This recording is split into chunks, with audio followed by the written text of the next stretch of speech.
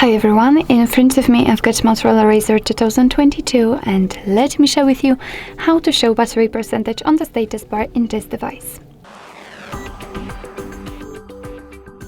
So first of all we have to enter the settings and now let's scroll to find the battery option.